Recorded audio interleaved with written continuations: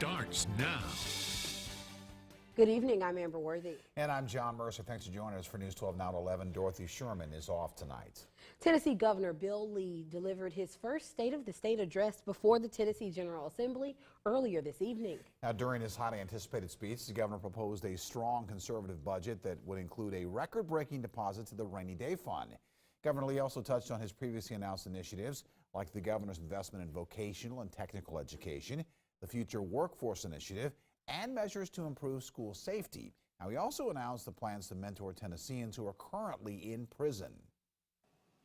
And my administration will do more than talk about how important these issues are. We intend to be national innovators and leaders in showing how people throughout our state, the volunteer state, are willing to partner together to serve one another. Tonight, I'm proud to announce that we're launching the Volunteer Mentorship Initiative to equip Tennesseans all across our state to mentor fellow Tennesseans who are currently in prison. And I'm signing up tonight as the first volunteer. Now, Lee says the initiative will begin by working with Tennessee-based nonprofits to pair degree-seeking inmates with mentors on the outside as they seek to better opportunities for themselves during their time in prison and their first days back in their communities. Well, a man's behind bars accused of strangling an 11-year-old girl in Alabama. The sheriff says this sweet angel was gone too soon. The road to justice is my main concern. Our main focus is justice for a sweet angel that gained her wings. The DeKalb County Sheriff says this case has left his department heartbroken and determined to find the answers that will help bring closure for the community.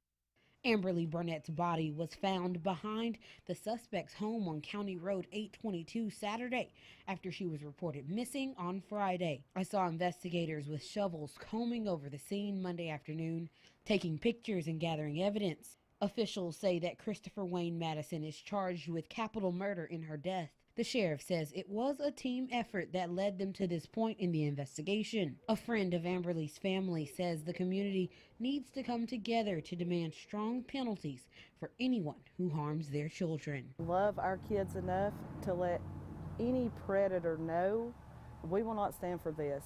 All of us will do everything we can to make sure you get the justice you deserve, and it's not, we wouldn't push for time in jail, the death penalty. I believe he deserves nothing less than the death penalty. The sheriff says they need the community support as they work to close this case. And please pray for the family. As a community, as a county, as a state, as an entire government, we need to pray. The sheriff did not release any details about the relationship between the suspect and the victim. And we have new details from Chattanooga police. They say Ivan Dunton is charged in the death of a 4-week-old little girl. Police say that they were called to Ralston Street around 11 a.m. today. They say that's when officers got there and found a baby receiving CPR, and they called EMS. The baby was transported to a local hospital where she was pronounced dead. Investigators determined the incident happened on East 27th Street. Dunton is charged with criminal homicide and aggravated child abuse. Well, a Southeast Tennessee man is the third hiker lost in the Rocky Mountain National Park this winter. A search got underway Monday for 70-year-old James Pruitt of Etowah. Family members in our area say he was in the area last week and hasn't been heard from since Thursday morning. Over the weekend, 2 feet of snow has fallen, and the trail is under an avalanche warning. Overnight temperatures were 10 degrees below zero with a high of just 24 today. Park rangers found his vehicle in the trailhead parking lot on Sunday. A 20-year-old and 30-year-old have also been lost in the park since November. Searches for both have been called off because of the weather. Accused in the death of a Chattanooga police officer will have a preliminary hearing tomorrow, and News 12 will be there.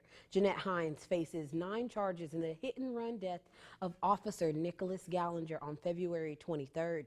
It happened as the officer was inspecting a manhole cover that was overflowing.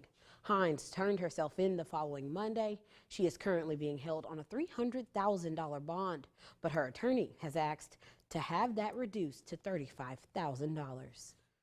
Well, a 28-year-old Chatsworth man is scheduled to be in Whitfield County Court tomorrow. He was arrested on charges relating to an automobile wreck in April 2018 that resulted in the death of his 4-year-old son. You can read more about this story in tomorrow's Dalton Daily Citizen. Well, sheriffs in Northwest Georgia are worried about a bill that would allow the production and sale of low-potency medical marijuana oil. This afternoon, the sheriffs gathered together to voice their concerns over House Bill 324. A bill would allow for the producing and dispensing of low-THC oil. Now, patients who can already possess low-potency marijuana oil would legally be able to access this product. Now, they understand one goal of the bill is to help children with severe seizure disorders, but they feel others might take advantage of this. Sadly enough, for every child that may have a seizure and the parents are concerned with their medical condition as we are, we can also produce you probably twice as many parents, sadly enough, that have lost children due to overdose. Now, we reached out to the sponsor of the bill for comment, and we have not heard back just yet. Where does Chattanooga-Hamilton County stand compared to the rest of the state of Tennessee and the nation when it comes to public health threats? The health department turns out a report every 4 years packed with information on everything from gun violence to heart attacks. Dozens of organizations gathered this morning to see the statistics. They reported that opioid prescriptions dropped 15% over the last 3 years.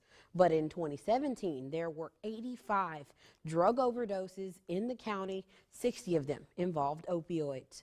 According to one health expert present today, it could be affecting the suicide rate.